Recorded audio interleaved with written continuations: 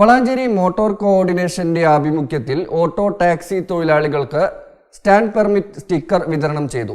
നഗരസഭാ ചെയർമാൻ അഷ്റഫ് അമ്പലത്തിങ്ങൽ ഉദ്ഘാടനം നിർവഹിച്ചു.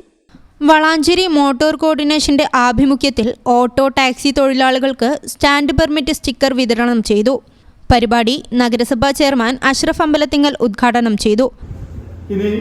ഈ വാർഷിക പദ്ധതിയിൽ കോഴിക്കോട് റോഡും തൃശ്ശൂർ റോഡിലെയും നഗരസഭ മുതൽ മൂച്ചിക്കൽ വരെ, മൂച്ചിക്കൽ നമ്മളെ ബൈപ്പാസ്, അതുപോലെ അപ്പുറത്ത് കാട്ടുകെട്ടി റോഡ് വരെ നടപ്പാതയും കൂടി സൃഷ്ടിക്കുകയും അതിൻ്റെ ആൻഡ്രയിലും കൂടി നമ്മൾ സ്ഥാപിക്കാൻ പോവുകയാണ്. അപ്പോൾ നമുക്കറിയാം, അതുപോലെ തന്നെ NH നമുക്ക് അതിലൂടെ കടന്നു പോകുമ്പോൾ നമുക്ക് വ്യാപാരികൾക്കും എല്ലാവർക്കും സൗകര്യപ്രദമാവുന്ന രീതിയിൽ നമ്മളെ റോഡിൻ്റെ ഒരു സൈഡിൽ തന്നെ പാർക്കിംഗ് ആയിട്ട്, കാരണം ഇപ്പോൾ കൂടുതലായിട്ട് വാഹനങ്ങൾ വരുന്നത് കൊണ്ടാണ് നമുക്ക് റോഡ് സൈഡ് പ്രൈവറ്റ്, അതായത് കച്ചവട സ്ഥാപനങ്ങളിലേക്ക് വരുന്ന ആളുകൾക്ക് പാർക്ക് ചെയ്യാനുള്ള ഒരു സംവിധാനം നമുക്ക് ഒരുക്കി കൊടുക്കാൻ കഴിയാത്തത്.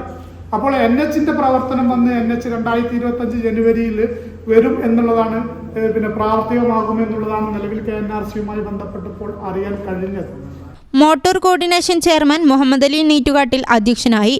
കൺവീനർ ഷാജി, വ്യാപാരി വ്യവസായി ഏകോപന സമിതി president K Muhammad Ali, Valanchery SI Bhakthavalsan, Biju P Saithalikutty Haji എന്നിവർ പ്രസംഗിച്ചു. MP Shahul Hameed, EP Muhammad Ali, MV ബാലൻ, കരുണാകരൻ, സുരേഷ്, ഹരിദാസ്, VP ഹംസ, മുജീബ് എന്നിവർ നേതൃത്വം നൽകി. എൻ്റെ വിദ്യാഭ്യാസം കഴിഞ്ഞ് വളാഞ്ചേരിയിലേക്ക് ഞാൻ ആദ്യം വരുന്നത് ഒരു autorickshaw ഡ്രൈവറായിരുന്നു.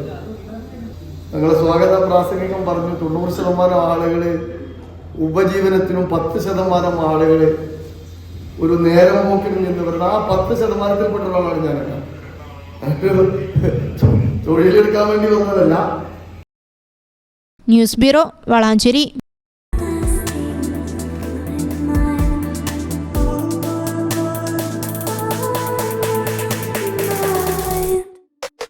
Happy moments, timeless creations. Wedding collections from Kavita Gold and Diamonds.